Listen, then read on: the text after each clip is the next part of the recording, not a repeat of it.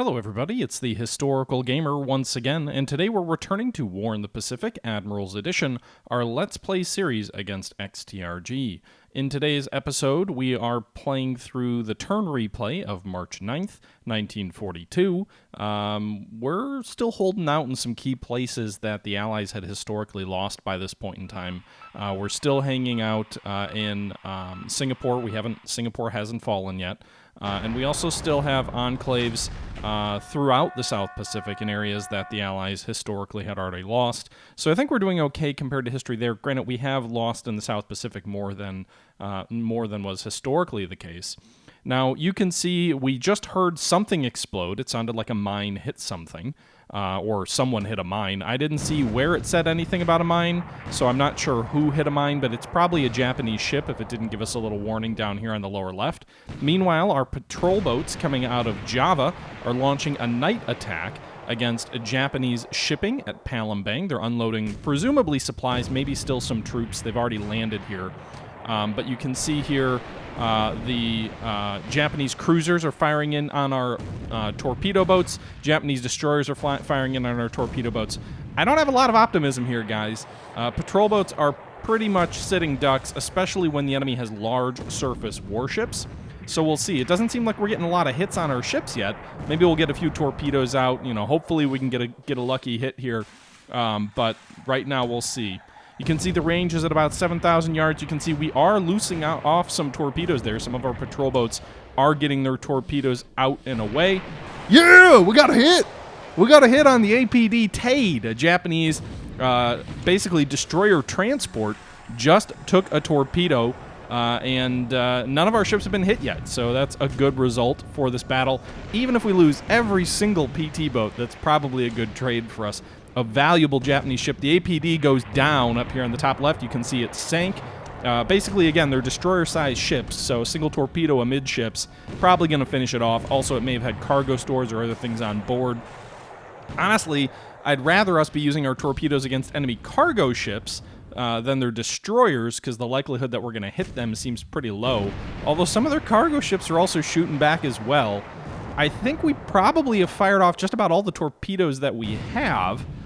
So we'll see if we've got anything else in us. Okay, there we go. We withdrew. You can see the APD Tade took one torpedo here, and the other enemy ships took no damage. If we scroll down, that is a goddamn large task force that he is landing along the beaches. I don't remember seeing the TM9 take a shell hit, but apparently we did lose one PT boat here. You can see, what does it say down here?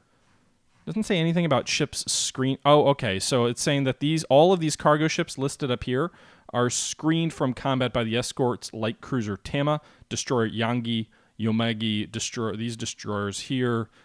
So that's one of the reasons we didn't really get any hits on the cargo ships, is they had a large screening force. I don't know if the APD was behind the screening force or not, but one torpedo into a Japanese APD and a valuable ship of his lost. Meanwhile, our patrol boats are withdrawing and pulling back. I don't remember where we were based out of. Hopefully we have enough fuel to get back. I know it was dicey to begin with. Meanwhile, we fired some torpedoes at a Japanese destroyer here. We missed, and this Dutch submarine here to the south of Port Moresby is now under depth charge attack by Japanese destroyers. It's deeper water, so I'm assuming that we'll be probably safe. You can see a lot of near misses are rattling the sub, but no hits so far. And they've lost contact. And that's good. So we fired actually 4 torpedoes at a Japanese destroyer. We didn't hit it, but they didn't do any damage to the Dutch sub there. Meanwhile, another Japanese anti-submarine warfare attack against the same Dutch submarine, the SS KV-2 or 12, or no, KV-7. In any event, depth charges all over the place. Near misses rattling the sub.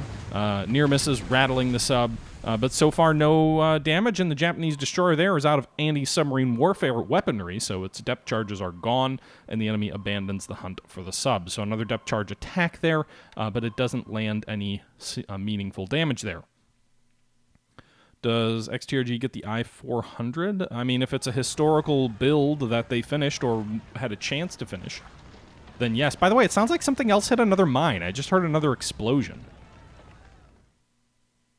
So I think we hit 2 enemy ships with mines, and we sank an enemy ship with a a PT boat. So that's a good deal of damage dealt in the night phase there. I'm curious where he's hitting the mines, though. I'm not sure which bases we have that still have mines where he might be running shipping into. Meanwhile, we've got some destroyers doing some anti-submarine warfare patrols off the western coast of Australia. Actually, no, I think they're escorting some tankers with fuel. You can see the I-164 is off the west coast of Australia, and our destroyer, the Everton, is attacking the Japanese submarine with depth charges. Doesn't seem to be getting any real hits. We ran out of ammo real fast there, and there you go. So, doesn't say anything about a wider task force, but I believe that's where some of our tankers are located. Looks like we failed to find the enemy sub there. And we're into the air AM operations phase.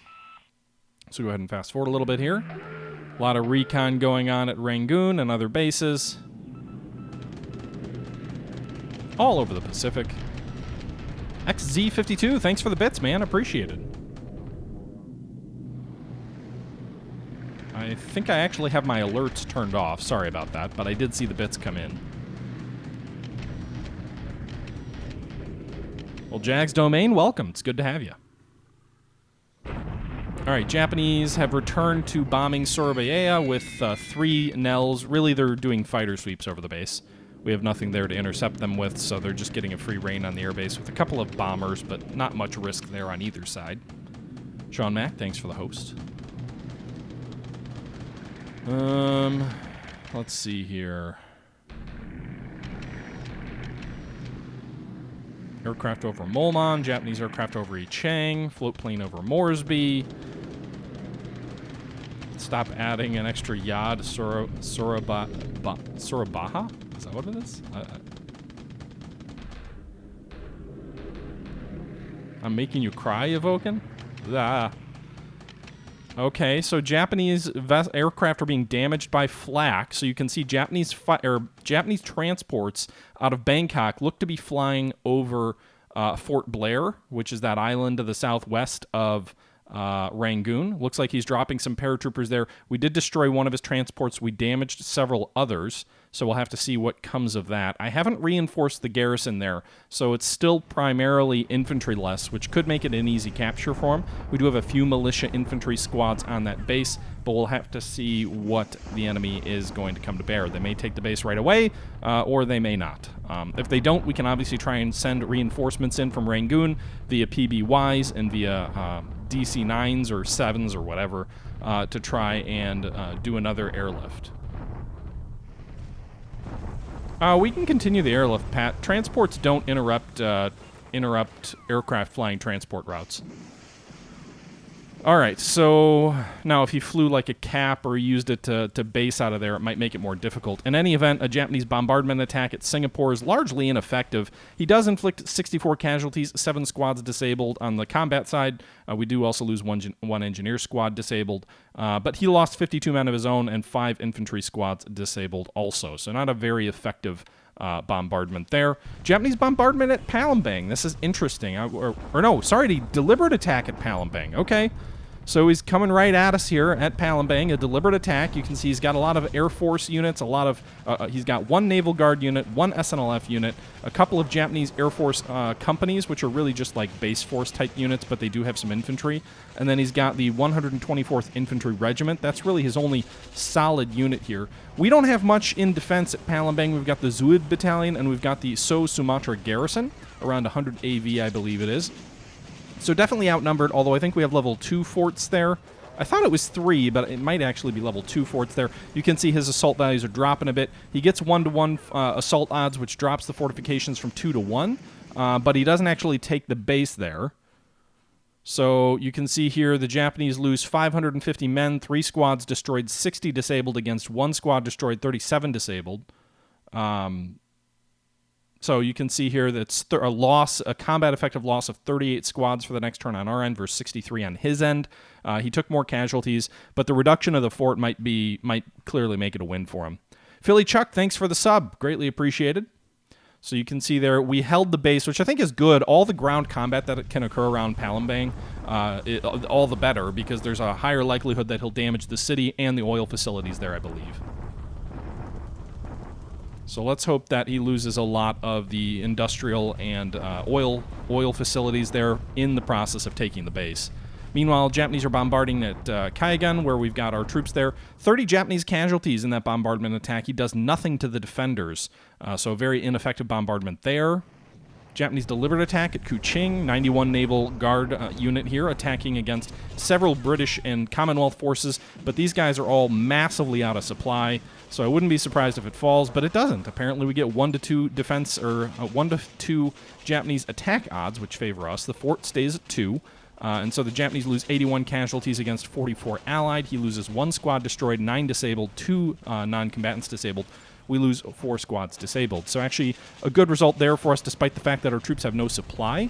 And another Japanese bombardment attack here on Ambon. He has not taken it yet, even though we have basically no supply there. The defending force actually outnumbers the attacking force, which is interesting, but I have no supplies to do anything with there. Meanwhile, Japanese a shock attack at Port Blair. It looks like he's brought in elements of the 3rd SNLF Yosuka Paratrooper unit, Naval Guard unit here, dropped him over Port Blair. Our house rule for paratroopers only applies to China right now, so he's totally within his rights to land at Port Blair. You can see it looks like he got about 431 men down. We had 582 defenders, 11 guns, 1 vehicle, but our assault value is 30 to 7, so he's got a big advantage there. Somehow we get a good roll there on the defense there, so he gets only 1 to 2 assault odds. Fort stays at 2, and he loses 11 squads, 1 destroyed, or 11 casualties, 1 squad destroyed. We lose 1 squad disabled. So he'll probably bring in more reinforcements next turn. He looks like he was penalized for op mode, which I'm assuming is like you have to shock attack when your troops land for the first time. So I'm guessing that's probably why he didn't take the base, is because I'm guessing it's like when you cross a river that you have to shock attack the first turn. Or did he transport him in the wrong op mode? The interesting thing is if he transported them in the wrong op mode, then, like, are you saying he transported him in strategic move? Because if he moved him in strat move, that's going to take him at least a day to unpack and pack over, which would be good for us because it would give us more time to bring in reinforcements.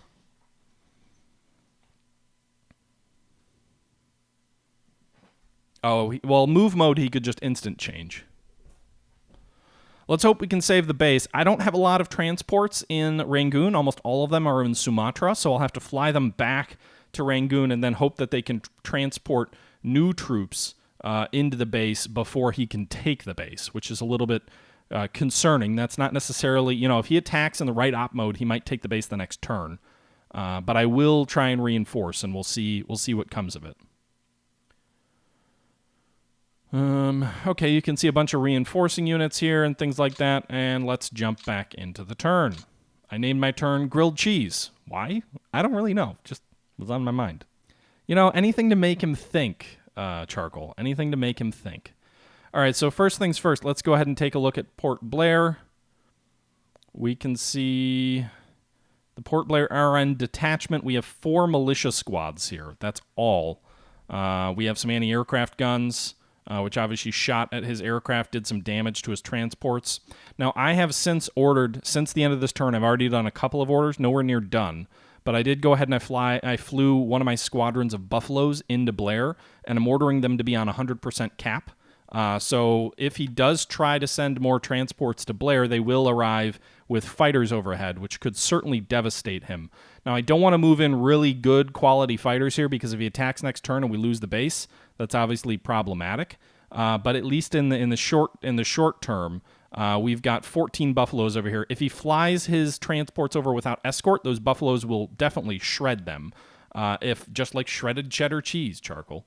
But if he flies them with escorts, that may be a problem. Now, we are 12 hexes away, so in terms of what he can fly, what he can escort at 12 hexes away, I think he can fly zeros at that range with extended range. Let's go ahead and take a look at the A6M20. Can fly 7 hexes normal range, 9 extended without drop tanks.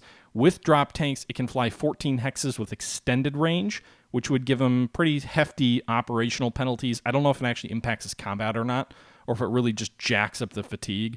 But it would be at the extreme maximum of his range with zeros. Now, I don't know if he has any zeros at Bangkok.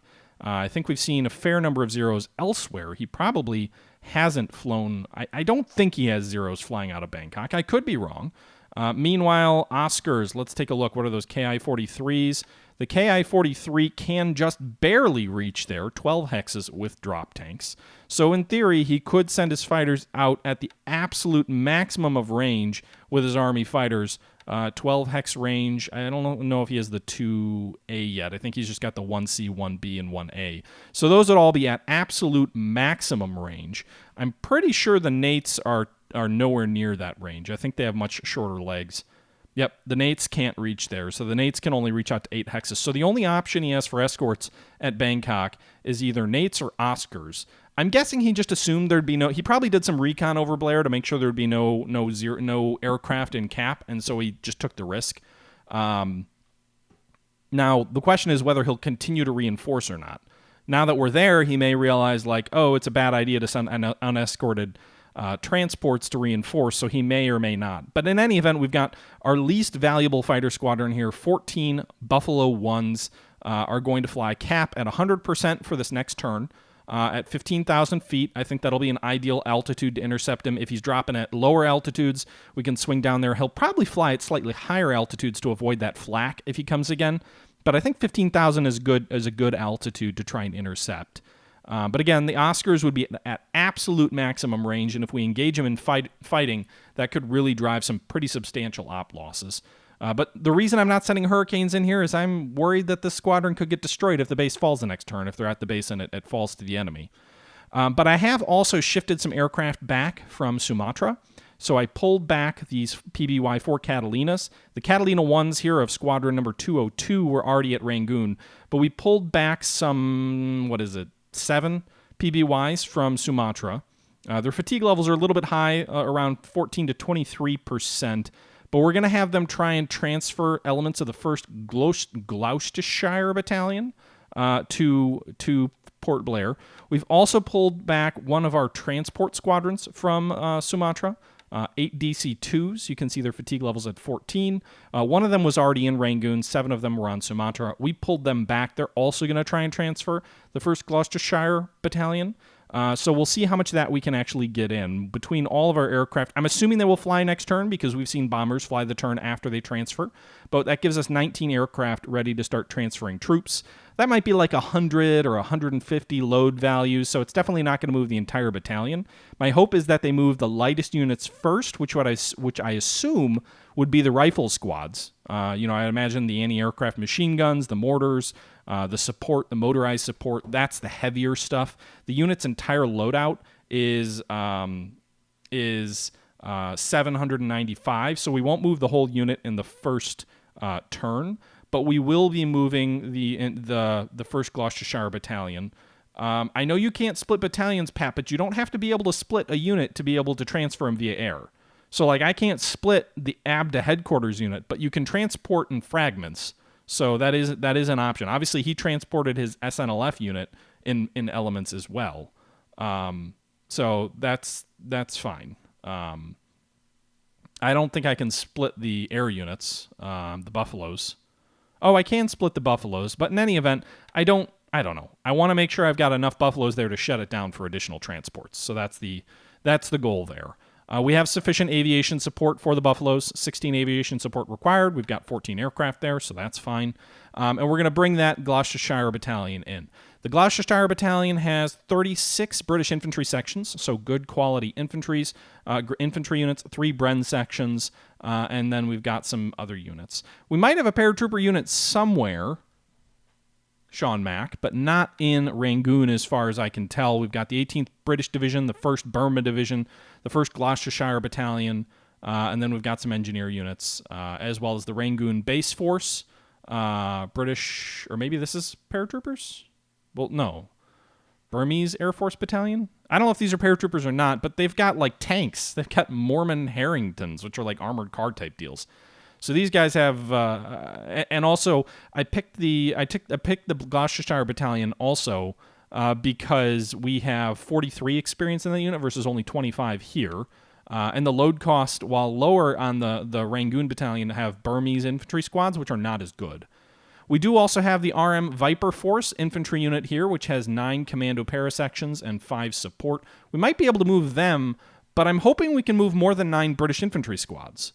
So even though they've got paratroopers in theory here, the hope has to be that a larger number of troops can reach it if we move the battalion. We could move the Viper force next turn to reinforce, but right now it's really about getting as much reasonable quality units as possible. Now, these guys do have better experience. They've got 60 experience. So I'm wondering, are 9 squads better than like 12 or 13? Like, I don't know. Maybe we should do the Viper force. But if he's already got, like 30 squads there, which is roughly what it seems like if he's got like 500 men, then maybe, I don't know. So I'm not sure whether it would be better to move the Commando Para Squad section of 9 men, or whether it would be better to move the Gloucestershire Battalion. I can check the loadout, check the database for load weight. Well, I don't know. I don't understand how load weight works, to be honest. So I can take a look at the PBYs, the aircraft data here. Where is it? Maximum load is 2,000. I'm assuming that means 2,000 pounds, but I don't know what that means in terms of transporting troops. That doesn't mean anything to me.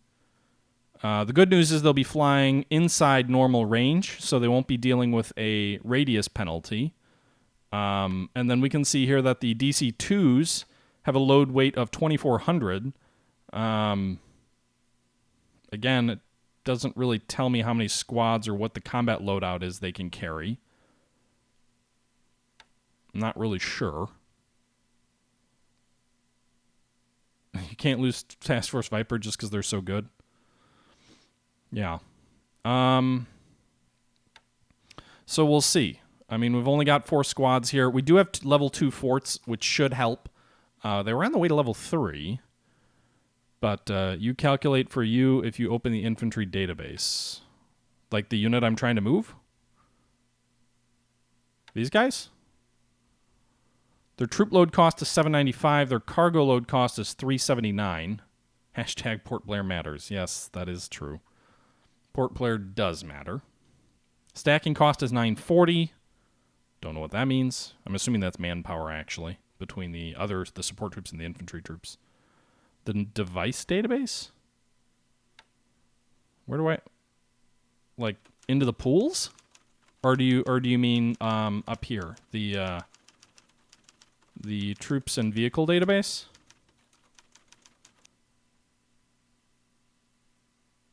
List of ground units up there. All right, let's take a look. Land-based. Oh, those are air units. Those are not... Where am I looking? Ground units. All right, so we'll do infantry. What did I do? All right, infantry. We'll filter out... They're British, right?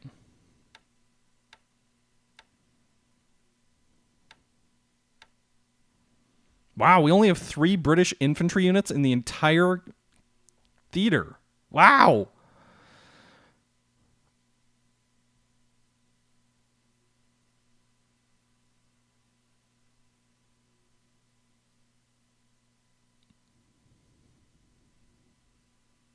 So load cost us 1174. They have 39 AV, which would give them an advantage over the Japanese troops there, just in terms of raw assault value. They have 3 Bren sections, 4 anti-aircraft machine gun, Lewis machine guns, and whatnot. So if I go to the troops and vehicle database, we go to infantry. We can take a look here. These are Japanese sections. Bren sections, load cost 9. Where's the British infantry sections?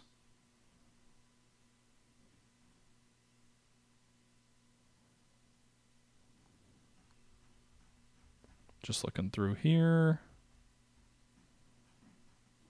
That's Commonwealth British infantry sections here. No, that's combat. I thought I saw British infantry. Oh, up here. A arm is 15, A soft is 19, load cost is 10.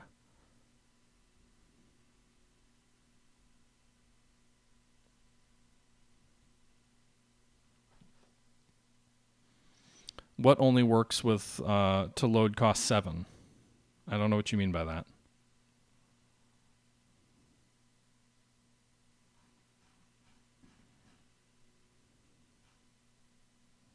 Where's support? Do they have support units in here? Or is it just infantry units? Viper's the best unit I've got. Yeah, but they only have 9 squads.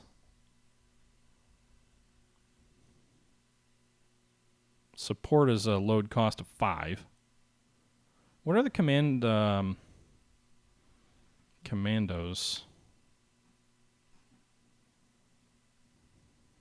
Commando para. Commando para section 75A. Whoa! 75A arm, 24 soft, but the load cost is 11. Step Big, thanks for the follow. Ground units can't be moved between friendly bases up to half, 50% of the maximum range of the carrying aircraft. Non-squad and non-engineer type devices of a load cost greater than 9 cannot be transported. Well, that's okay because they're not non-squad and non-engineer type devices. Wow, that's the A arm. I'm assuming that's their like combat value. I'm guessing we should go with the commandos then. Also, I think we can transport the unit because they have only 5 support, and support has a lower value. So we, in theory, could transport the whole unit. So I think what we do is we start preparing them for Port Blair. They're not going to get any preparation just today, but in any event. Oh, they can penetrate up to 75 millimeters of armor. Is that what it means? Anti-armor? That would make more sense. Why they've got a better ranking here. All right, so let's change their orders to be RM Viper Force. That's such a good name. I should probably go the other direction, right? Yeah, RM Viper Force. RM Viper. Nope. Nope. Nope. Nope. Where are they at? Why can it not transport them? Oh, because I didn't find them yet.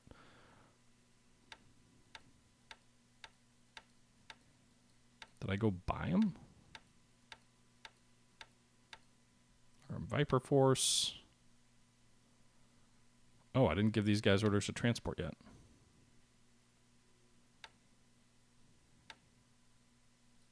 Let's just hope he doesn't fly. Well, he can't do long-range cap, actually. Given all of his aircraft would be on extended range, that means the good news is he can't form a combat air patrol over the base. So that's good news for us. All right, so we've got the RM Viper Force that's going to be transported by 19 aircraft. Hopefully we can move I'm wondering if we might be able to move the whole thing in one turn. My hope is that our aircraft's fatigue isn't too high to prevent them from flying. They're all below 25. Most of them, all but one, are below 20.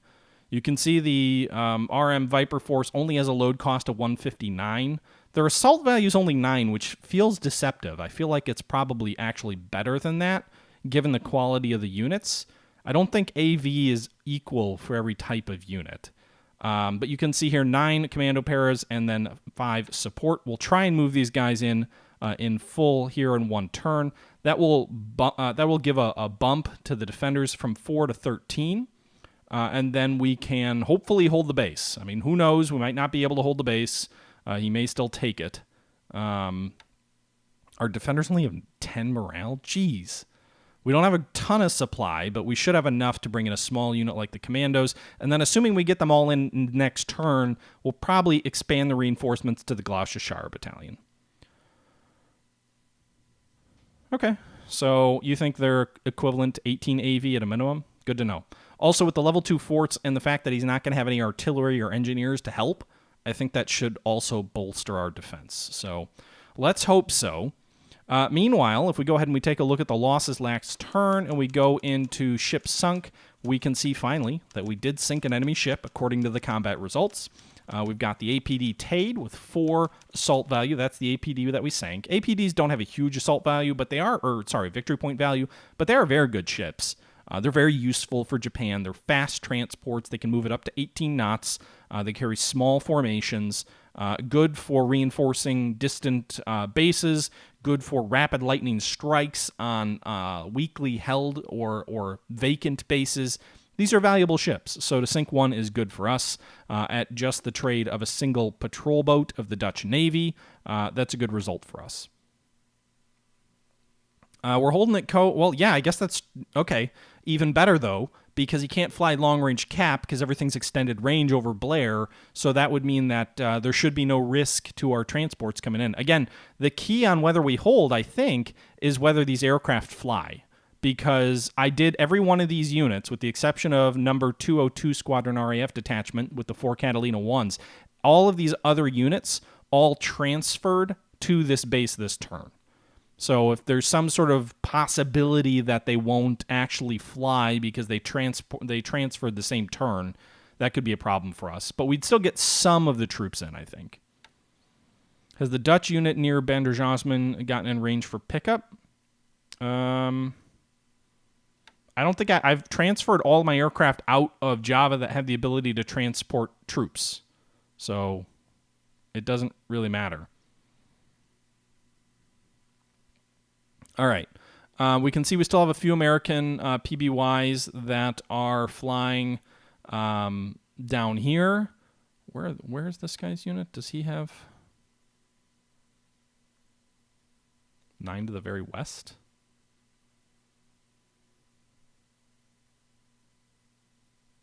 I don't see anything to the very... Yeah, I don't see anything that can transport troops.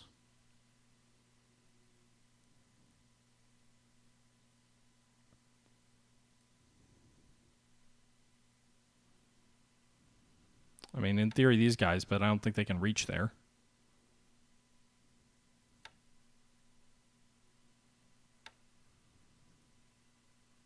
Yeah, range too far. There's no base there. They can't pick up. Yeah. I mean, I've got the one DO-24K1. In theory, they could try and pull these guys out. What are the units here anyway? SNL, Borok, and then the base force. No engineers, so no real reason to pull the base force out. I'll think about that. I do have troops being pulled into Medan, so good news, guys. We finished the transfer of the 223 group out of Singapore, so all of the 223 group is either at Sabang or Medan at the northern tip of Sumatra. So we've gotten the 223 group arrived here.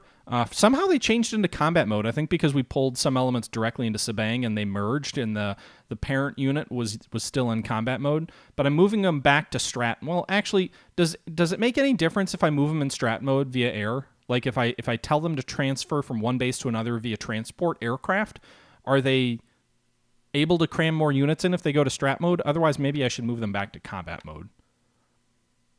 But you can see here 984 load cost here in the northern tip of Sabang. Meanwhile, the other elements that were pulled out last turn, 264 assault value here, 223 group RAF-1. We are moving them into strat mode, and we're going to transfer them up to Sabang. So we've got the whole 223 RAF group on the northern tip of Sumatra. Meanwhile, I did have to weaken my forces here at Medan just a little bit, but we still have 21 aircraft ready for transport duties. So we are going to start moving elements of the 224 RAF group into Medan and hopefully pull that unit out as well before Singapore falls. They really shouldn't make a difference on how long Singapore lasts because they're strictly an air HQ, which should give us better options throughout India and all of the other bases there in the far west. If we do manage to take these guys out before the base falls, then we may have some decisions to make, right? Like there's other units here that have been completely shattered, like the 2nd Gordon's Battalion. What is left of them? They've just got 6 support.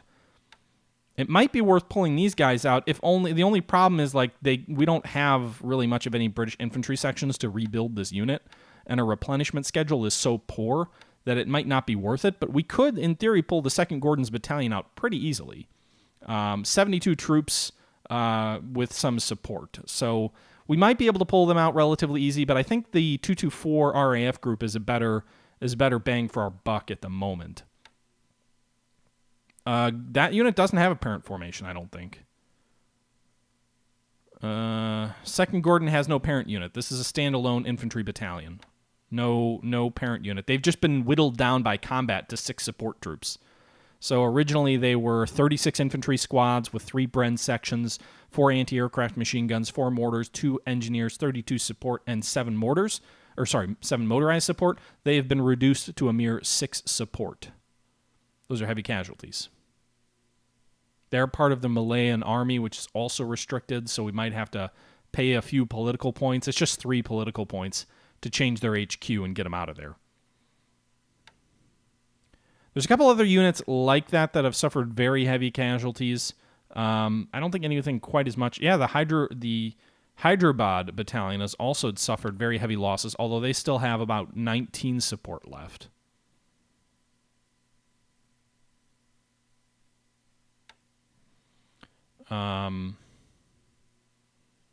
First Mysore battalion has 3 militia squads left, 23 support squads.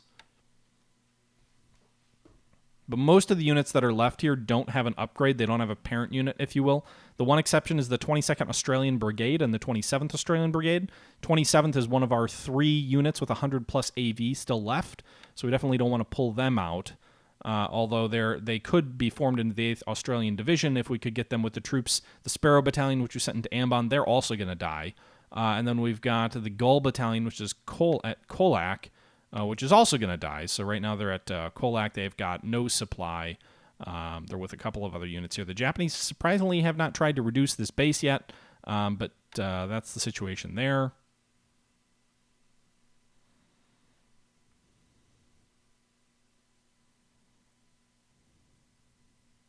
Well, the commandos have, I think, a load cost of 9, but again, it says infantry squads can be above the load cost of 5, so at least the way that rule was read to me. Meanwhile, Rangoon is up to 57,000 supplies. You can see here we're unloading another 31,000 in that task force, which can't dock, 13,000 with this task force, which is docked, so another 44,000 supply, 43,000 supply. I think it's 44, or is it 45? Just shy of 45. 1,000 supply at Rangoon. That'll bring us up close to 100,000 supply at Rangoon. The bases around there also have a good amount of supply. Pegu's at 14,000. Tongo's at 6,000. Melika is at 4,000. Mandalay is at 13,000. Lasho is at 8,900. Pashoden is at 2,000, just shy of 3,000. For some reason, this base here in between is at 9,000 at Tushan. And then we've got about 5,000 at Kuming, so that supply dropped a little bit. I think some of it flowed into China, though, because Kuilang is at 8,000. I think it was at like 10,000 last turn, but Chongqing is almost up to 40,000 supply now. So Chongqing does have a good amount of supply in the base. Meanwhile, the supply at Chikikang is still low. It's at 7,000. They want up to 14,000, so they've got too many troops here, frankly. That's just the reality of it. We are moving some troops around, so we are pulling some of these troops out of this base. But you can see here we've got 4,500 assault value at this base in the north. Not in the north, in the center of China. We're at level 3 forts. We're almost to level 4, so we're up to 77% of our way to level 4. And then we can look at that. Meanwhile, we've also moved some troops north of the town. We're up to 2,000 infantry squads to the north of Chikikong, although I don't think it's likely he's going to make a push there. But it's on the other side of the river in good defensive terrain. We are shifting several corps, 3 corps here, 2 corps here south to Quilin to try and reinforce this base. It's got good terrain to make a defensive stand. It's also on a roadway directly into the rear of Chikikong, so we definitely want to hold there if we can. If we can't, we do have good terrain here to put up a defensive stand behind it to prevent them from easily marching up into our rear. We have also moved 1 corps out to the east. It looks like he's bringing 4 units west here along the rail line. So 1 corps to the east in even better terrain, WR terrain. We've brought a 2nd corps out of Quilin, which is also going to move to the east here. So we have about 500 assault value in tough terrain here, hopefully to hang on the defensive enough to delay him for these other troops to get south. We are also reinforcing Luchou. We've also put a corps to the east between Quilin and Luchou in WR terrain. Luchou is clear terrain. So we are building the forts up there. They're at 3. They're working to level 4, but it's clear terrain, which isn't ideal. So we're going to try and put a small force in front of the base here in better terrain, again, as a tripwire while we bring additional forces south. Again, the anticipated move west along the rail line appears to be materializing, with 4 Japanese units here moving west through the mountains. The 2 Australian units in Singapore. There are 2 Australian brigades that, in theory, could help form a division. The 27th Australian Brigade and the 22nd Australian Brigade. But again, we can't form the 8th Aussie Division because the Sparrow Battalion and the Gull Battalion are both in other bases that are both going to fall, and those entire units are going to be destroyed. We also have the Lark Battalion, which is west of Rabaul, which is kind of stranded here and has no realistic hope of getting out. Has a small amount of supply, but it's not going to retake Rabaul all by itself. So I don't think I can disband any of these formations. Yeah, can't disband them, so it doesn't really matter. I wouldn't want to disband the Sparrow Battalion because they're at a base holding a Japanese brigade in place. So it's just I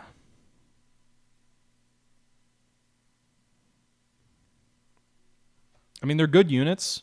You definitely want to build the division if you can, but at least the guys in Ambon are I put them there as a forward defense. Now, maybe if I had looked at the units, I wouldn't have done that, and I would have tried to pull some units out.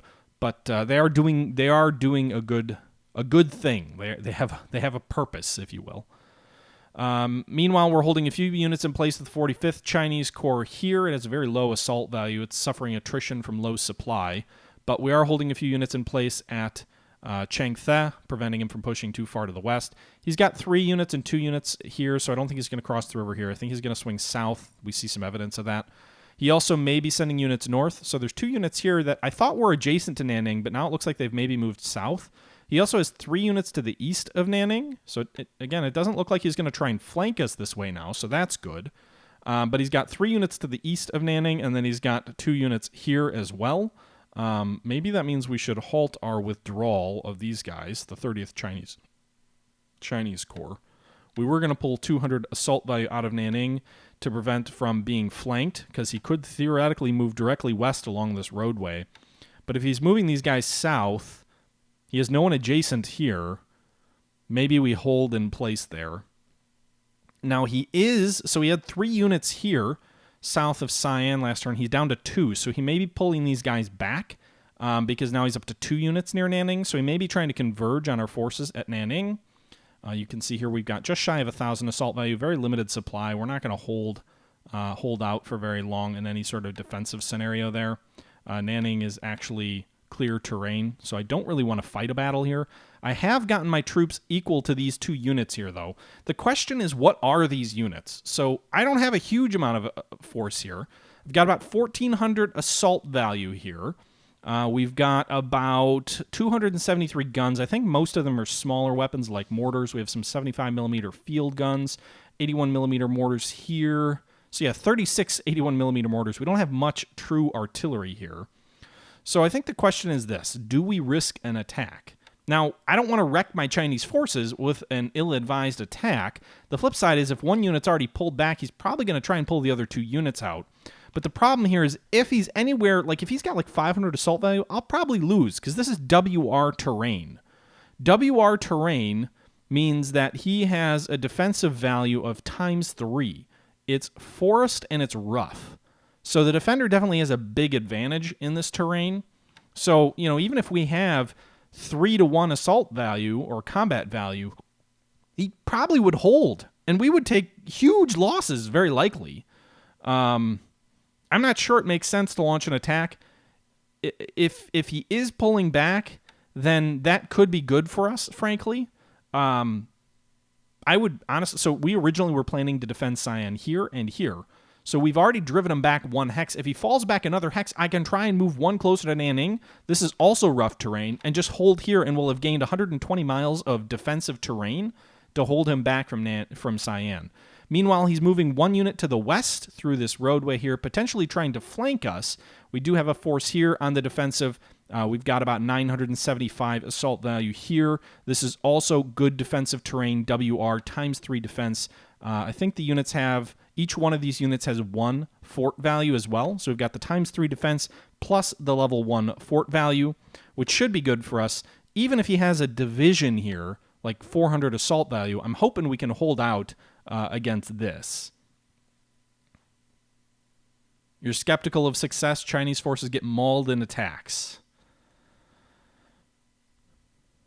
This actually a problem that makes sense for the Chinese army would have. Is that English? Sean Mack? That sentence was very Yoda-like. This actually a problem that makes sense for Chinese army would have. Yes.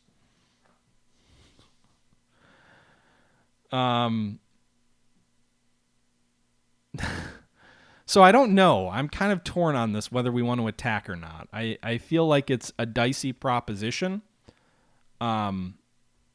It might be worthwhile. Like, if we drive him back, it would be great.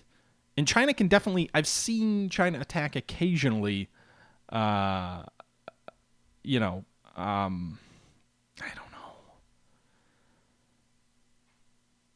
AV values are close, and I would get, I'm just worried. I don't think they're 2 divisions. If there were 2 divisions, it would be a disastrous idea. It'd probably be like 1,400 to 800, and then you'd get the ×3 defense value. My concern is if it's like 2 brigades, it could be a near-run thing, right? Like if it's 2 brigades, it could be like 320 assault value, which would give us almost a 5-to-1 advantage, but then you negate that with 3 defensive times values, so then you might be getting like 1-to-1 assault odds, and 1-to-1 assault odds for the Chinese usually is not good. If it's 2 regiments and they're like in the 110 range, then we could be talking, it could be closer to like 7-to-1. And then in that case, when you factor in the strength, I think we're okay. Now, what I don't know is like these preparation values. You can't prep for a non-base hex.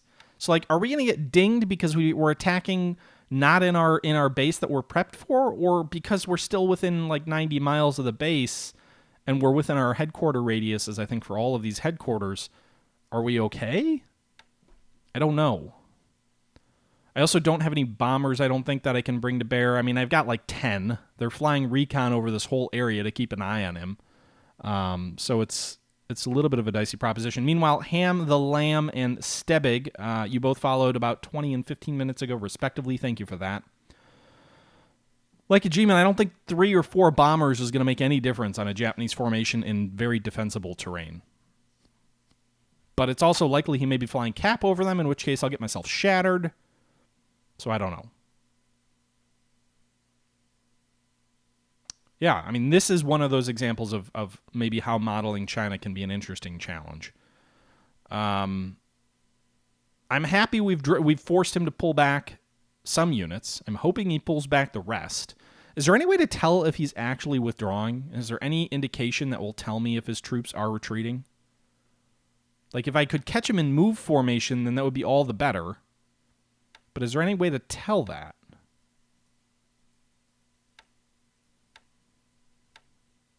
I don't have any recon over there right now. It doesn't look like.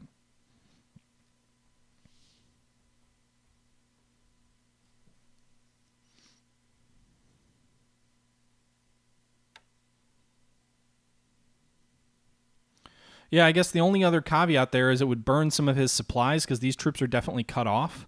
So it could make them weaker. Or maybe he's already low on supply. I doubt it. We only have had him cut off for like 2 days. So he's probably not low on supply yet.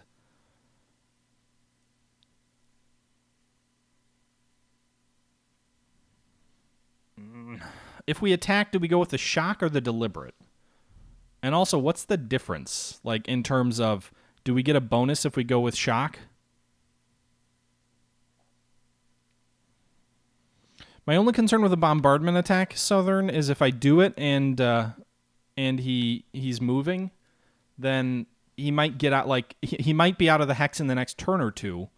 So if we waste one of those turns bombarding him, it might not really do much for us.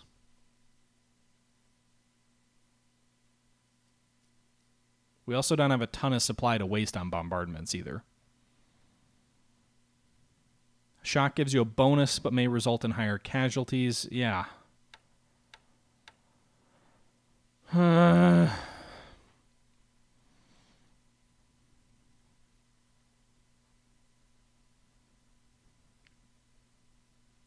Let's do it. We might wreck our formation. Let's go for it. We're going to shock attack. No, I understand, Southern, the benefit of a bombardment.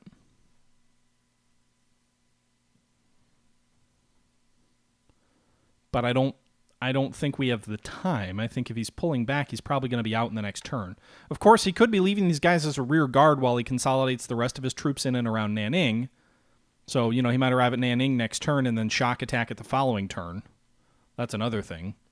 In which case, the attack this turn would be less advisable than bombardment. So I think we'll go with a shock attack here. We're going to go with a shock attack, 1,500 assault value. The troops have, let's see what their morale, 88, 82, 94. Troops seem to, generally speaking, have good morale. Their experience levels aren't great. They should have been better. If I had set them to rest at Cyan, I think they would have gotten a little bit better experience levels.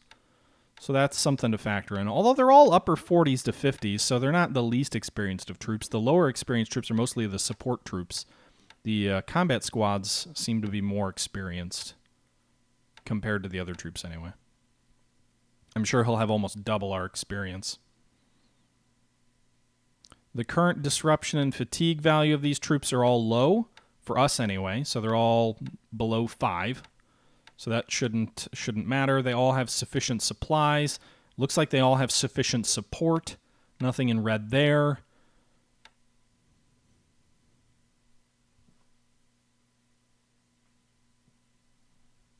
Are the troops in Cyan resting? Good question. I don't think so. Some of them are moving. No, some of them are resting. But I also, not all these guys are at target at 100. So at target 100, the first Chinese corps is actually, oh, they're not moving, so we'll rest them. These guys are already set to rest. The 3rd Corps. 16th Corps is also at rest.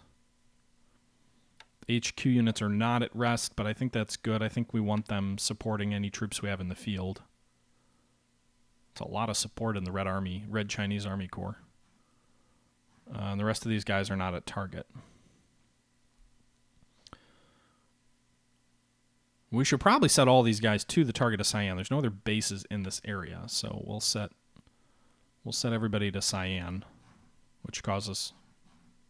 Apparently we're not doing that.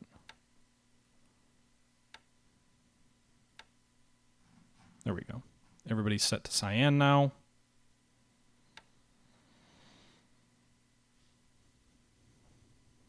All right, so we're going to take a gamble here and try and shock attack him out of position. Even if we get slaughtered, which is possible, I don't imagine we lose more than like 400 or 500 assault values, so we'd still have around 1,000 to defend against his advance in good defensive terrain. Meanwhile, I'm really curious what he has here. So I think I'm actually going to do a bombardment attack on this flank and this area, because if it's like one brigade, we might be able to overwhelm him. But if it's a lot more than that, so we're going to try and bombard here. We've got 3 good corps here, 290 plus on all the assault value here, 50 experience, 52 experience, 49 experience.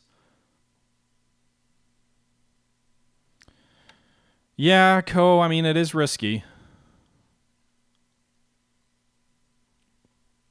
I mean, it's tough terrain, right? Like, again, if he's got like 240 assault value, we might have a chance. So if you double that to 480 because their combat value is better, and then you triple that because of the defense value, that bumps you up to almost 1-to-1 odds. Do you think they'll get shattered so bad that he'll be able to just move against him and crush him the next turn? You think we'd lose more than 1/3 of our men?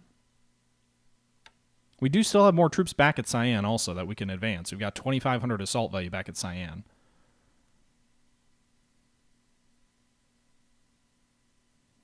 So, I mean, it's not like Cyan would be undefended.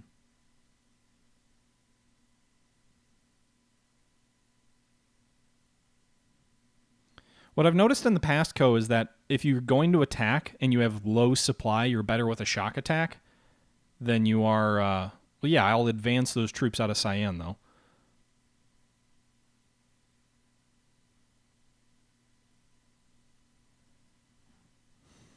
I guess we can do a bombardment. See what he's got there. Why would this Chinese corps stay on shock? That would be stupid. All right. Must not have any guns. Okay. I'll go more cautious. I'll go with the bombardment. I mean, Nanning is clear terrain also. He's obviously going to advance into Nanning in the next turn or two with overwhelming force. The funny thing is, he took Nanning, and I pulled this formation back of like 1,500 assault value into the mountains. Then as soon as he moved up on the northern road, I moved into his flank into Nanning as well. So that felt very cat and mousey, very like China sort of guerrilla warfare style, although obviously with massive formations. How do we know he's leaving the hex, Pat? Does it tell us he's for sure leaving the hex? He could have just pulled one unit back. Doesn't tell us he's moving.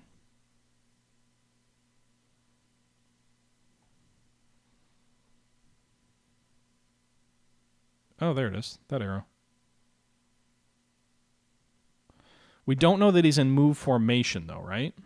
So these guys are moving west. So these guys are moving into Nanning, according to this arrow. These guys are not moving, and these guys are not moving.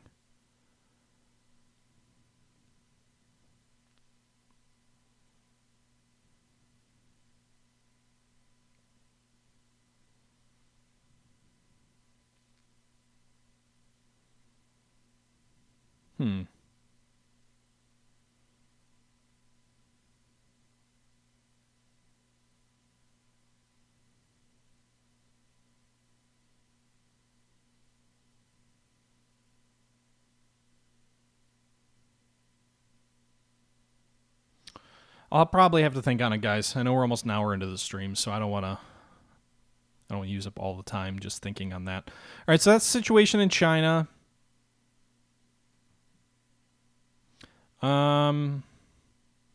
Rangoon, we got the 18th British Division. It's arrived. It's unloading from its trucks. It's going to move to Pegu when it's able. The 1st Burma Division is moving on Pegu now, so they're up to 30. They're going to be there next turn.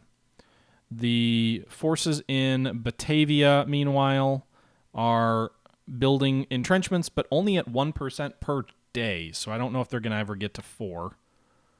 I doubt it. They've got only 1 engineer vehicle. They do have 116 engineers, but only 1 engineer vehicle. Meanwhile, we've got about just shy of 900 assault value in Batavia. We've stockpiled 62,000 supply there as well. We've got the supply setting set to max to pull the maximum amount in there. Are these guys? Yeah, these guys are static. I can't move them. Which sucks, because they got 4 engineer vehicles, but I can't move them.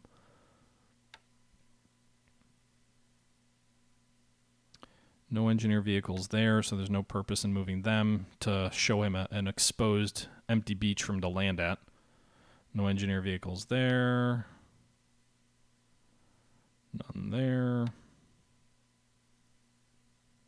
Also, the other thing is if you leave a base completely empty, it invites, air transport and then paratroopers. So it doesn't look like I've got any options for non-static units there. I guess we'll move these tanks here into Batavia. They're already set to strat move, so we'll move them out of Tigilap.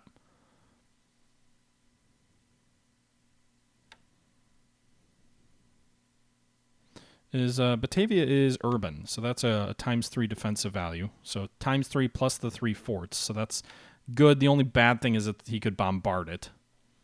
I don't know if we have any effective coastal guns there. We do have 620 millimeter coastal guns. I don't know why there's the asterisks. And 5 75 millimeter coastal guns there. It's not going to stop battleships, though, if he moves like in his nuke battle force. Ivan05, thanks for the follow. The Mr. M, thanks for the follow. All right, so there's that. Sure, I mean, he probably doesn't want to hurt the industry. It doesn't really have any oil there, though, so it's not. He'd be less likely to bombard the facility over here because it's got 120 refinery. By the way, did the attack at Palembang do any industry damage? No damage to the refinery. No damage to the oil. That sucks. No damage to the resources either. These are all set to off, right?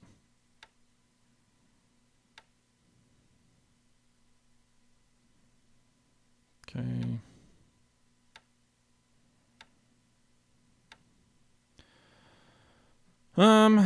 Ivan, I mean, the war's a mixed bag. We're holding out places like Singapore, much better than historically was the case.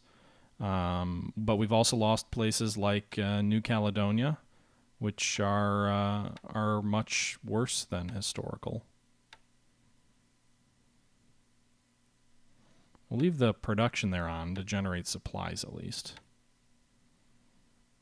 Yeah, but Ko, doesn't the damage happen regardless? Like, he damages every oil-producing facility. I think Miri suffered like 50% damage based on our intel when he took that. You can see actually more than 50%. He's got 189 damage, 188 damage versus 112 and 113 production. And we didn't even have a big battle at Miri.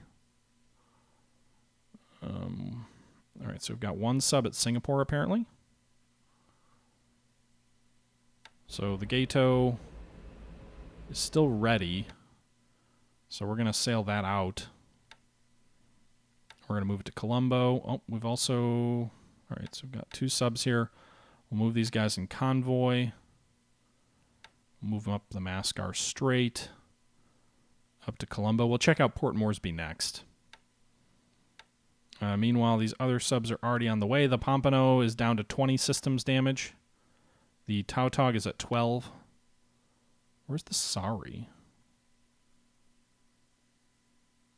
Over here. 50 float damage for this guy.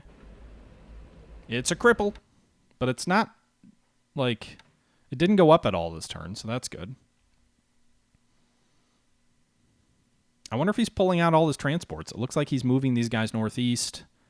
These guys over here, east. I don't see any transports at the base. Meanwhile, our PT boats are here. They're out of torpedoes. Can they dock and replenish, or do they need a bigger base? Yeah, I think they need a bigger base. So they can't replenish their torpedoes at Palembang. The naval facilities there are 4. Batavia is 6, so maybe they can replenish there. I'd have to look at the manual. They can't quite get there on their current tanks of fuel. So I think we'll stop them at Oosthaven first.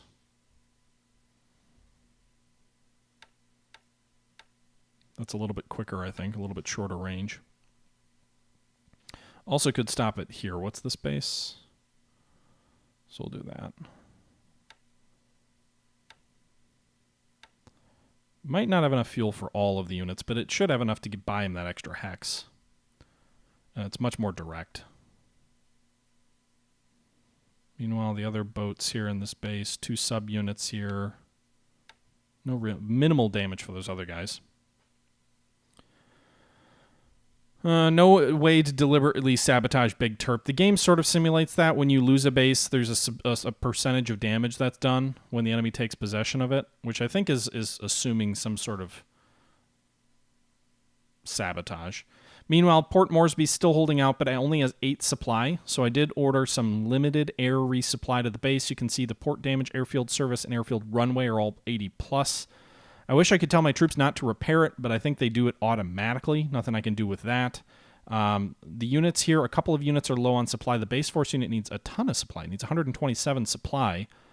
I wonder if that's always that high, or if it's because they're trying to do repairs. Meanwhile, the 49th Australian Battalion is short on supply as well. The largest combat formations, the 45th Indian Brigade, the Port Moresby Brigade, and the 44th Indian Brigade all have sufficient supply. And we have ordered some limited air resupply with 2 S-23 Empires out of Cairns and with 3 PBY Catalinas out of Townsville. I think we've also ordered a handful of... There's a handful of troop transports somewhere. Yeah, there's 6 C-47 Skytrains. out of Chartertowns that we are flying into Moresby as well. They're flying at past their extended range, so it might be a reduction in how much supply they can carry, but at least a little bit of limited supply to try and get these guys back in the fight, despite that massive Japanese bombardment the other turn. We are also trying to give our bomber formations here in Australia a little bit of a break, because once Moresby falls, we want to start hitting them with all the B-17s we can muster. Currently, we've got 24 at Chartertowns, but only 11 are ready. The rest are down for repairs. You can see here that one of them in this formation of 4 damaged aircraft will be ready tomorrow. Another one in 2 days, so we'll get half of the 4 damaged ones back there within the next 2 days. This squadron has 3 damaged aircraft. 2 of them will be back in the next 2 days. So that's 4 between those 2 units. And then this squadron has 6 in ready reserve, or I guess ready repair. It'll get 3 back next turn. So in the next 2 days, we should get 3, 2, and 2. I think, if my memory serves, I may have already forgotten. So we should get about 7 aircraft back, bringing us up just shy of 20 ready aircraft. So that's the situation there. Fleet carriers off the west coast of Australia are moving south. I've ordered them to stay a little bit further away from the coast, so they're moving west. He's got subs around Perth, but he must seem to think that we're further to the coast, because you can see these guys are moving northeast. These guys are moving southeast, so it looks like he's moving subs into the coast to hug the coastal trading routes. We do have some valuable targets in here. We've got 2 fleet oilers, although they're the Dutch fleet oilers, so they kind of suck. They only carry like 1,000 fuel. They're basically designed to replenish cruisers at sea, not anything heavy. We have some tankers coming in from the west, so we've routed a lot of our shipping wide of Australia and then coming in directly from the west of Perth, which he doesn't seem to have caught on to yet. We've been doing that for a while now. 17,000 fuel will be arriving in Perth next turn. We also have 3,700 fuel from these fleet oilers, which didn't fully refuel to the fleet carriers there. It's coming in toward Perth. And then we've got 32,000 fuel with 2 destroyers escorting, although they're all low on fuel. So I hate to do this, but we're going to replenish at sea. It uses a quarter of our op points. You can see here we replenished out of the bunkers of the tankers, not out of their fuel stores, and we're moving 32,000 fuel into Perth. I'm going to route these guys a little bit wide, hopefully to avoid that sub in their next hex. So we're going to move them west this way, and then we'll move them directly south. Again, hopefully to avoid those subs, which could be coming after us. Meanwhile, we've got some units here unloading, some supply still unloading at Perth, and then we've got 2 fleet oilers that I'm loading up with fuel. They're going to meet the carriers, so since the carriers aren't going to go to Perth, I'm going to get them an extra 18,000 fuel on these 2 fleet oilers, actually 19,000 fuel on these 2 fleet oilers. We'll probably meet somewhere here in the Australian Bight as the carriers go wide, and then we'll make sure they're at total maximum complements of fuel as they continue to move east. The Van Hemmerschek is an anti-aircraft cruiser, but it's got such short range. It doesn't carry very much fuel, so that might be more of a hindrance than a benefit to the fleet if it has to keep replenishing every couple of days.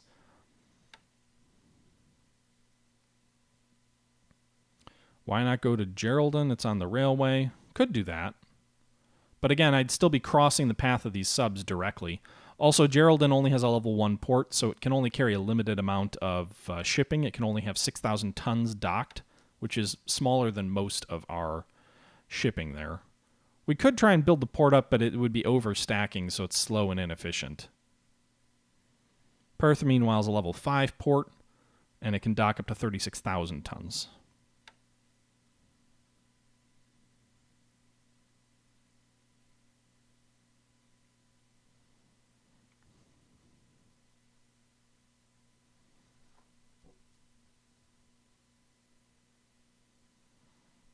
Okay. Meanwhile, moving east, some guys at Perth, or Sydney, sorry. What's this formation? Okay. So we've got our troop transport that was hit by Japanese bombers here. No fuel available for underway refueling. Well, shit. That AM has no fuel.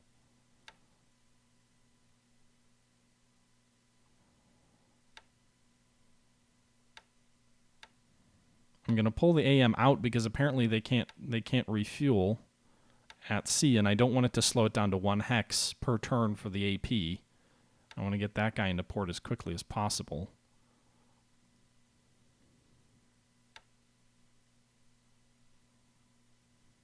Okay.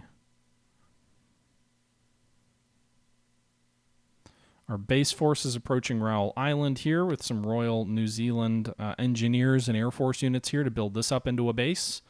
Meanwhile, Vavu just expanded its port facilities to level 2, so it can now dock ships up to 9,000 tons and a total of 12,000 tons in shipping. I want to get it to level 3, which is its natural size, and also where subs can no longer attack ships at anchor. So we want to get it to level 3. The airfield capacity is at 0. We're trying to get it at least to 1 so it can act as a transport hub between our Suva and Pago bases. Speaking of Suva, we've got a couple of heavy bombers here as well. 16 of them, 7 are operational. These guys are all stood down as well. You can see here in the next 2 days we'll get most of that group back. These guys are all about 4 days away. 4 days away. 5 days away. So you can see here we'll get those 17 back in the next week. Let's see here.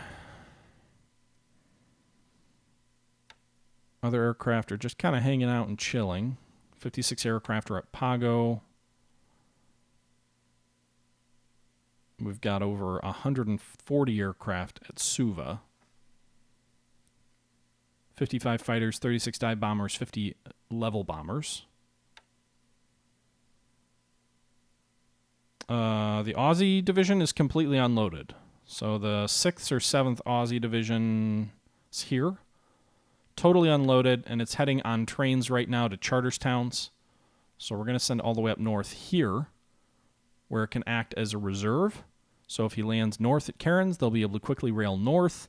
If he lands south, they'll be able to rail to wherever the base is that he lands, and get there quickly, hopefully before he takes whatever base he takes. So the 6 Oz are already unloaded. The 7th Oz, meanwhile, are heading well west of any likely threats, with a battleship, heavy cruiser, and light cruiser as escort, as well as some destroyers on their way to Perth. We also have a battleship task force, a surface bombardment task force is what it'll be, of 2 battleships, the Ramillies and the Resolution. They're 12 days from being on map, but if they do get on map in the next 2 weeks and the situation in Burma hasn't really changed, then I'll probably bring them in to bombard Moman, and hopefully do some damage to the enemy troops there. I'm going to move the 2 divisions here into Pegu, but I'm not going to move them south yet, as I think that'll tip my hand that I would be going for a counteroffensive, which I am considering. But we're gonna hold off on moving directly on Moman for a little bit of time. But we are going to move the British forces and the Indian division here into Pegu, which is sort of our forward defensive line anyway for Rangoon. Meanwhile, I am moving some troops on the Indian and Burma coast. I'm going to move some troops into Akyab. We're going to move some troops into Cox's Bazar. And then we're also going to move some troops into, what island is this? Remri Island. We've got a tank brigade moving south along this coast area into Cox's Bazar. We've got the first, however you pronounce this, moving into Akyab. And then I thought I ordered a unit into Renreal. Or no, that's not. I'm going to move troops out of Calcutta into that island via AP. I'm not sure who. Might be the 7th Armored Brigade, but I'm not sure. One of these units up here will move. British carriers are moving currently with the U.S. carrier fleet. So we've got the British fleet carrier Indomitable as the task force flagship of Raymond Spruance, which is following Bill Halsey's task force, which has 3 American carriers. 3 American carriers, the Enterprise, Saratoga, and Lexington off the west coast of Australia. 1 American carrier, the Yorktown, and the British carrier Indomitable off the west coast of Australia. And then we've also got a light carrier, the Hermes, which is currently repairing at Perth. Some minor engine damage, should be done in 5 days, but she doesn't carry much of an air wing. No, I'm not going to rename them the 3rd and 5th Fleet. Stop telling me to do that. The Indian Division in Burma is still marching around and doing stuff, so the 63rd Indian Brigade is on the way to Pegu. I'm not sure if it'll be faster if I pack him, it'll take 3 days. It's probably going to take that many days just to march him south to Pegu. But I'm going to pack these guys up.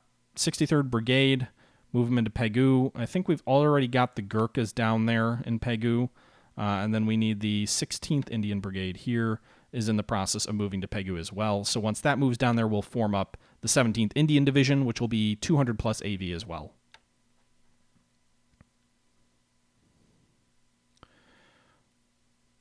Yeah, the Hermes is not a good carrier. It might be better as an aircraft transport. The Amerisil division, or however you pronounce that, is currently on transports going the long way. Or wait, no, not these guys. Where is it? No, these guys. No, that's an infantry regiment. Well, shoot. Where are they? Did I order them to go south? Oh, yeah, they're here. So they're going, apparently, to Cristobal, but honestly, his carriers seem to have ditched the area. So I think we'll take the long way to Melbourne. We've got the range to get there. They're well south of any likely targets. I may route them further south through Tahiti. That would probably be the advisable route.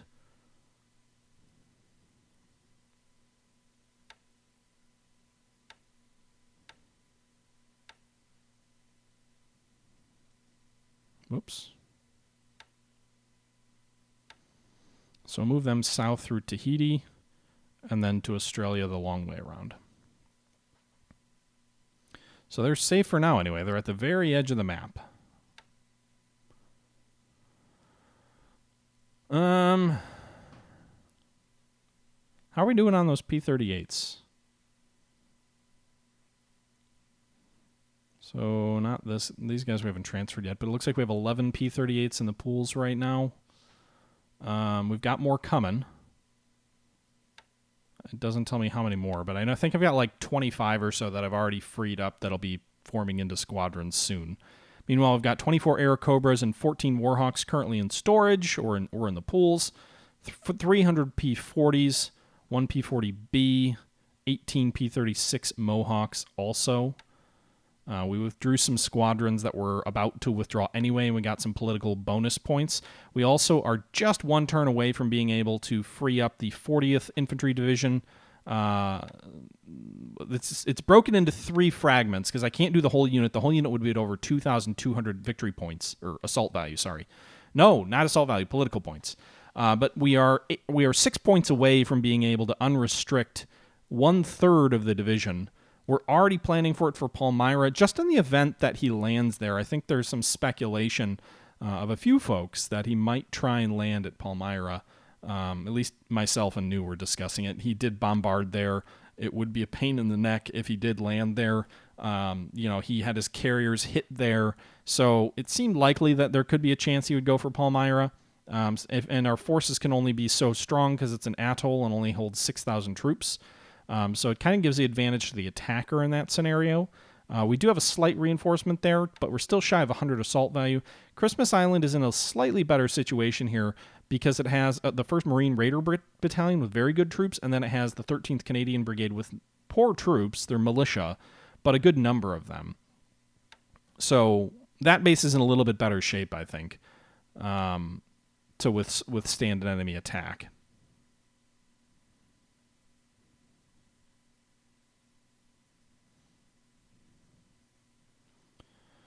Meanwhile, we also have 2 Canadian Kitty Hawk squadrons that have arrived here. So we've got the 111th Kitty Hawk Squadron here, 14 aircraft. It can reinforce up to 21.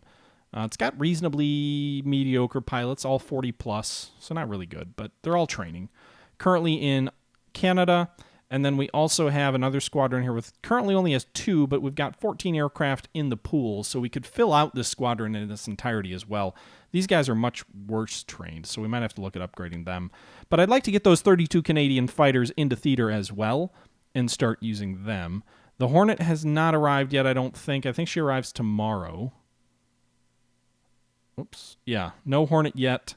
If we take a look at the aircraft or the ship availability, Hornet comes tomorrow on the east coast of the U.S., but then we've got to sail it to the Panama Canal and into the Pacific as well.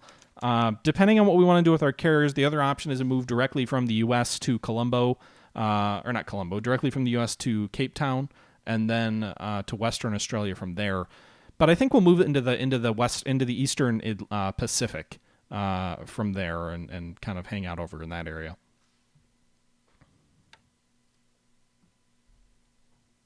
Move troops to Fanning Island from Palmyra. I don't really have troops to do that.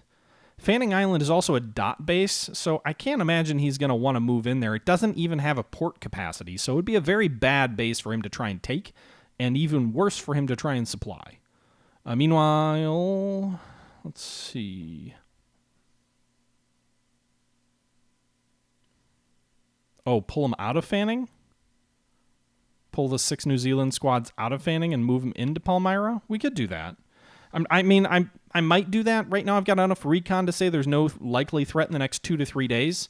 If we see that something shows up, then I'll start pulling them in. I don't want to leave the base completely unoccupied, though. It's possible he could move them in. Also, do I have to pay political points? Oh, I don't have to unrestrict him. Maybe I should just pull him in right away. I mean, is he going to land on a dot base with no port?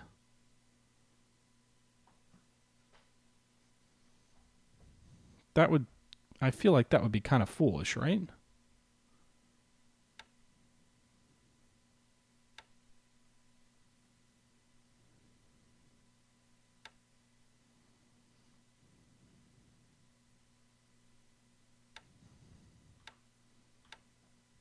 All right. These guys are patrolling mostly to the north, so I'll set their search arc down to 0. Which we still have a good coverage of search here. So we'll start picking these troops up. I'll just do it with the one group of 12 aircraft. I don't think they'll be able to pull it in all at once, but it might take 2 or 3 days. Still, 2 more additional aviation support and 4 infantry sections. I don't know if the mountain guns will be able to get out of there, though. I don't think the Ranger gets deployed to the Pacific ever, Mass. I don't think we ever get that. I think that stays in the Atlantic. Compulsive Gambler, thanks for the follow. Ship withdrawal, anything coming up in the next couple of days? Nope, 74 days out. Group withdrawals are coming up here very soon. We've got the 25 P-40E Warhawks at Brisbane. I kind of think we should withdraw them now to get the political points, because I think that's going to go down. And honestly, if he attacks the western coast of Australia with aircraft right now, there's probably not a lot I can do about it. So let's do this. Let's go ahead and send the most experienced pilots to the reserves. Everybody over 40. I'm not going to bother sending the pilots with below 40 experience to the pools.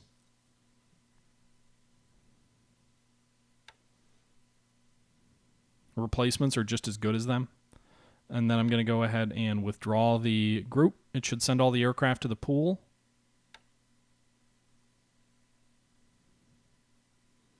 We take a look here now. We've got 37 P-40Es in the pool, effective immediately. So that's good for us. Next air unit isn't scheduled for withdrawal for another month. We've got 2 Hurricane 2B Trops. So 32 aircraft. 16 in Rangoon, 16 in Chittagong. We can counter these losses by pulling the 32 Hurricanes out of China to reinforce our strength in Burma and basically negate the loss. But the real challenge is going to be in 2 months' time when we lose the 75 aircraft of the 50 P-40Es and 25 P-39D Airacobras currently at Rangoon and Chittagong. That's 75 aircraft in the Burma theater that are going to have to be withdrawn. I've already started moving aircraft and ships into place to reinforce them. We can unlock that part of the U.S. division like Ajiman, but I also don't see any reason to. So I'm going to, at some point, spend the political points. But what I don't want to do is go and spend 700 political points and then have nothing left if I need them somewhere else more urgently. So these guys are going to prepare for Palmyra. They're too large to go to the base by itself. Right now the base has too many troops. They can't effectively fit there. They'd be over the stack limit. So what I'm actually going to do is I'm going to hold these guys in place for now, and then we may consider deploying them to Australia, but I also kind of want to keep them in reserve just in case we have to make a counterstrike on any of those islands here south of Pearl Harbor, so that we have a large, potent force. So what I'm going to do is I'm going to go ahead and keep these guys in place for the moment, and then we will start unlocking some other units over time. But for the moment anyway, we're going to keep them in place, even though we can afford them, since they're kind of my strategic reserve for the islands south of Pearl. I don't see a ton of value in doing much with them right now. Meanwhile, we got the Rocky Mountain Ranger Battalion into where are they? Are they in Los Angeles now? Nope, they're in San Diego. So we've got the Rocky Mountain Ranger Battalion. I'm really getting the Canadians involved in the Pacific War in an ahistorical way, although they only have militia right now. They are into San Diego and could be transferred somewhere if I want to pay the political point cost of 124, which I don't really want to do right now. So we'll kind of keep them in place for the moment.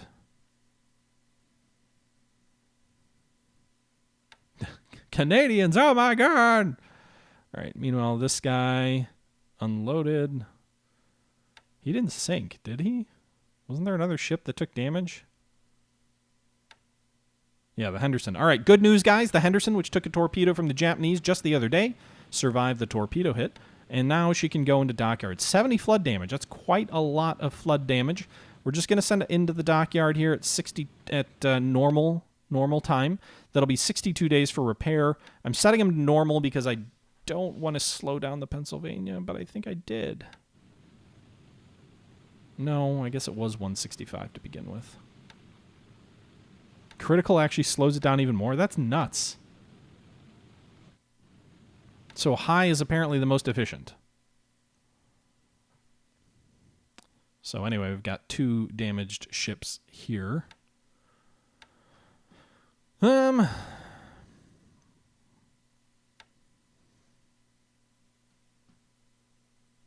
battleships, most of them are I don't have a real use for them at the moment.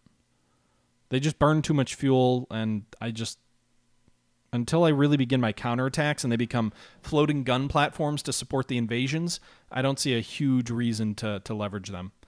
Meanwhile, in Cape Town, we've got the tanker Menaverta, which is currently repairing 13 days, but it will still have 30 float damage.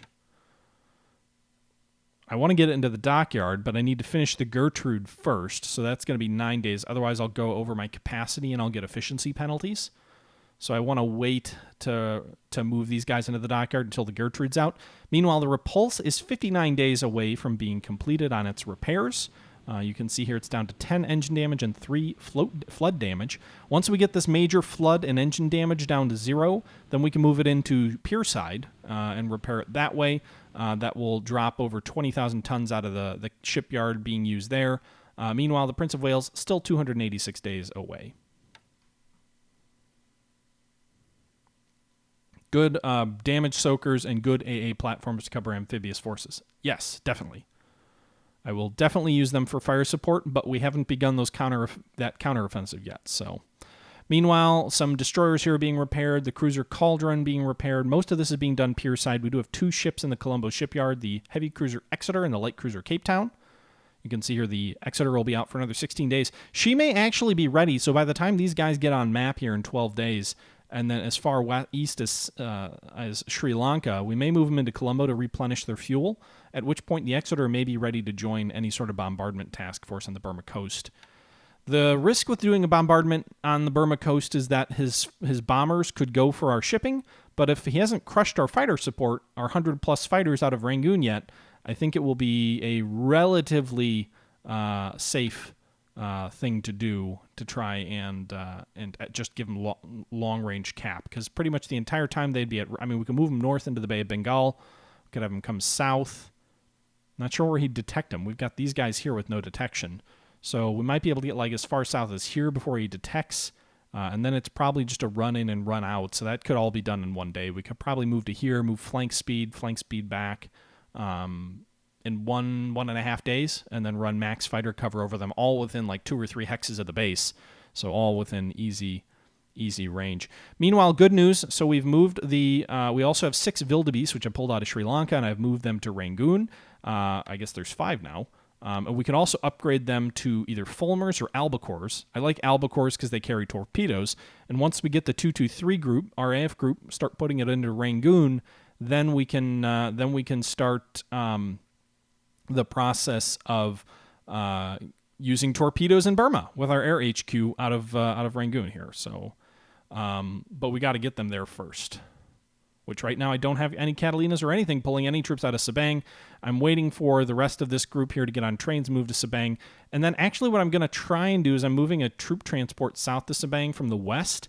And we're going to see if we can get into the port there, dock up, and then pull the guys out by sea. That would be risky if he detects us. But I don't know what his air coverage is over Sabang. So this will at least give us a chance to monitor that. 12 victory points there. Relatively fast at 15 knots. And relatively small at 4,800 tons, 4,900 tons, so it can dock up at Sabang. Upgrade the Australian wildebeest to Hudsons to have more airframes for the Brits. New Zealand doesn't have wildebeest, Pat. They have Vincents, which even though they're the same aircraft, they come from different pools.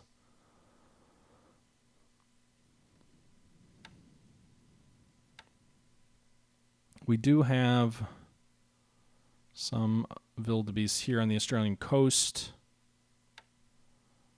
Gonna go ahead and stand these guys down. Apparently there's no aircraft here in this group to upgrade to.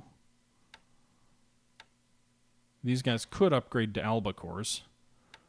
Would we lose the 2 damaged aircraft though? I think we'd lose the damage aircraft. So what I'll do here is I'm going to stand these guys down on the Australian coast. When these guys get repaired, so there's 9 aircraft, then I'll go ahead and I'll upgrade these guys to Albacores. And when we upgrade them to Albacores, then we can go ahead and free up 9 wildebeest to put into the pools. But we're not going to do that yet.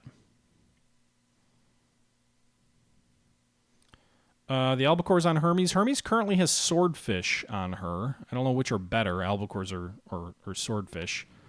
Most of them are damaged. Actually, no. I think she only has 1 on her right now. 1 Swordfish. There are 7 in the pool, so they can get up to 8. Or we can upgrade them to Albacores instead, in which case we could do the vice versa. We could put the Swordfish on that wildebeest squadron, and then we could put the Albacores on the carrier. I'm not sure which. But it's going to be a couple days before the carrier's out of dry dock anyway, so I'm not going to do that yet. Turns. But I think that's it for today's episode. It was a little bit of a longer stream. Interesting stream. We had the PT boat, Sino-Japanese, destroyer transport, which I guess is the way I refer to as an APD. We also apparently hit 2 enemy ships with mines. I'm hoping maybe submarines. I'm not quite sure. The Atlantic Rail Line, yes. And that's that. But anyway, guys, hope you enjoyed the episode. To the new subs, thank you very much for joining the channel, or to the new followers, sorry.